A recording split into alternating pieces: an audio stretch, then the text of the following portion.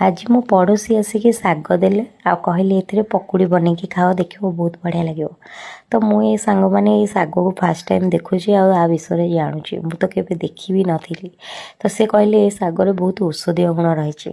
मु पचारि कौन औषधीय गुण रही से कहले आम मुहर व्रण हो कि चुट्टी झड़ुची किंबा आमर डायबिटीज रोचे कि गैस समस्या रोचे ये सब को कंट्रोल करने को ये शाग खिया जाए।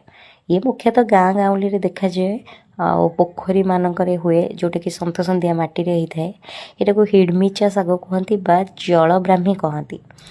तो मुझे सब जानी सारापर मुझे भाविली आपण मान सहित टे सेयार करदेवी। आ मु पकुड़ी बनई सतरे बहुत बढ़िया लगिला खावाई टेस्टी भी थिला। थैंक यू मो पड़ोसी इमतिया शाग देइथिबारु आ मु आ विषय जानी आपण माने जदि शाग विषय जानी कमेंट रे निहाती भाबे जणाबे आ मो चैनल को सब्सक्राइब करदेबे। रहिली जय जगन्नाथ।